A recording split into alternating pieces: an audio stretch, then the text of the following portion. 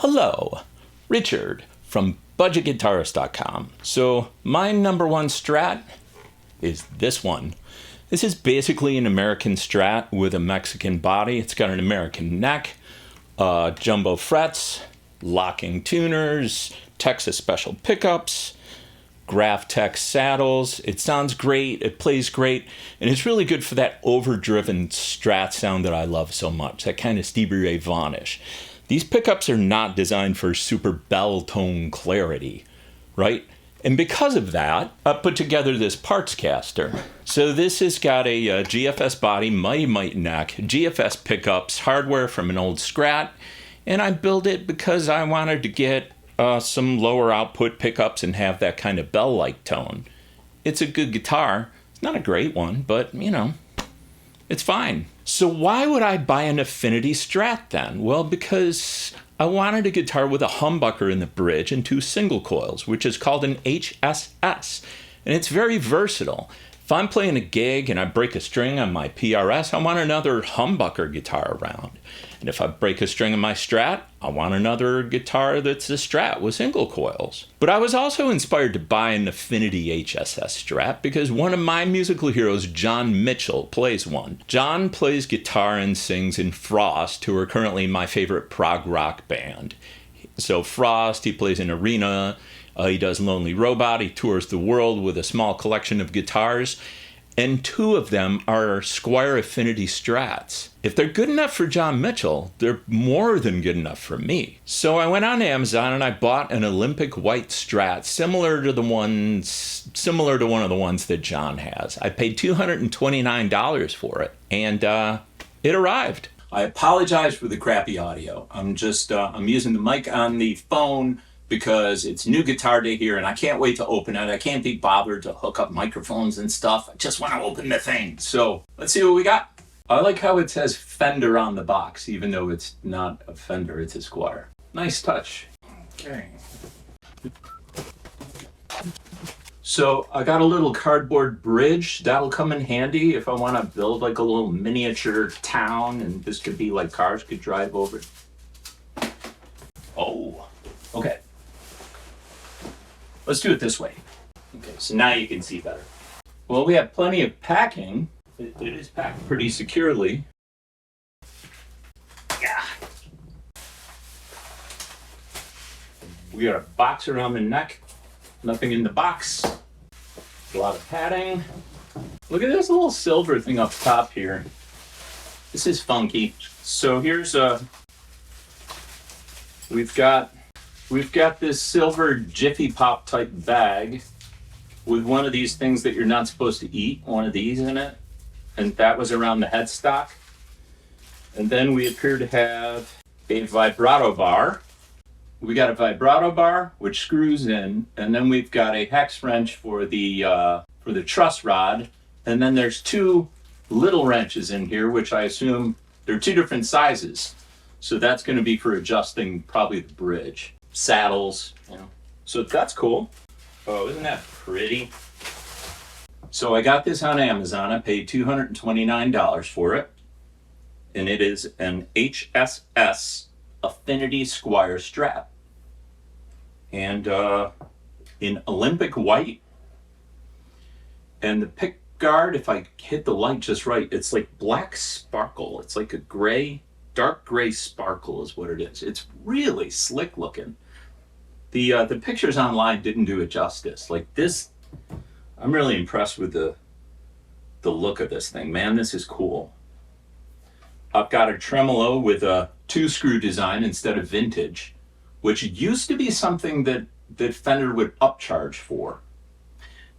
Now they put it on Affinity. Like a long time ago, they pitched it as like a better than normal type of setup, like an improved setup, and you had to pay more to get it. Like the Mexican-made Squier, or the Mexican-made Fender Strats had the vintage 6-screw tailpiece, and then the Americans had the 2-pull. But then they started putting 2-pull on the Squier Standard, and now it's made its way down to the Affinity. So we've got adjustable whammy bar bridge. We got HSS, I already mentioned that. We've got a 5-way switch, as we would expect. We've got a nasty sticker on here that's going to have to come off. No name tuners. The tuning keys don't have any logo or anything, so kind of generic. Modern C-shaped neck. It's light. This is a light guitar. I mean, it's light. I like it. So now I can be just like John Mitchell, except John Mitchell's Squier Affinity doesn't have this cool gray-black sparkle pickguard. I bet he wished he had it. John, call me. We'll talk. I don't know, John Mitchell. Okay, so anyway, out of the gate, is it in tune? No, but why would it be? That's a stupid test. It comes with, definitely these are 9s, so I can tell by the feel. It comes with 9s. I'll probably be putting 10s on this thing. So the front of the headstock, I want to kind of show you if I can. The front of the headstock, this is gloss. It's a very glossy finish. But then the back of the neck is satin, and it is satin to the point where it feels like there's nothing on here almost. I'll tell you what though, it actually feels pretty good. I have so many videos planned for this guitar. I mean, I want to shoot it out against my, that guy back there that's basically an American Strat. And I also want to shoot it out against my parts caster that I made last year. And I'm really anxious to play around with this, set it up. The neck feels good. The fingerboard edges are not rounded, but we'll take care of that. The fretwork, the fret ends are definitely playable.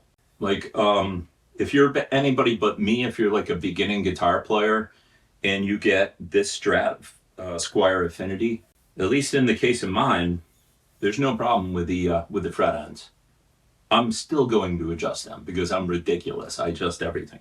I'm looking it over to look and see if there's any kind of blemishes or anything that I can see that's a problem. I don't see anything. I don't see any cracks. How's the neck pocket look? There's no gap right here. Sometimes you can see like a gap there, like you put your fingernail in there. There's no gap. It looks really good. Yeah, looks really good. One thing I will say right up front, and my Fender Mexican Telecaster has the same issue. You can feel the skunk stripe on the back. So of course, what this is there's a truss rod in here. It's a big metal rod, and you adjust it down at this end, and it's locked in place down at this end. And so if the neck is bowed like this or like this, then you can straighten it out with a truss rod. So how they do that is they route a channel in here and they put the rod in, and then they fill the channel with a decorative wood. That's what this is. This is a strip of wood. And I can kind of feel it. And actually, it's a little bit better than my Mexican standard Fender Telecaster. It's a little bit better than that. I can feel it a little bit. That's going to bug me. In the long run, I could probably put some more satin finish on this, like bunch of layers, sand it, and get to the point where I couldn't feel it at all. It's barely noticeable though. I'll have to see how I feel. This really feels like wood. There's almost no finish on this thing at all. And I mean, I know they do that to save money. Do I like it? I don't know. I'll have to play it a bunch and then I can decide, but yeah. So fret ends, not too bad. I'm still gonna do a bunch of work to them. Today is just basically an unboxing video.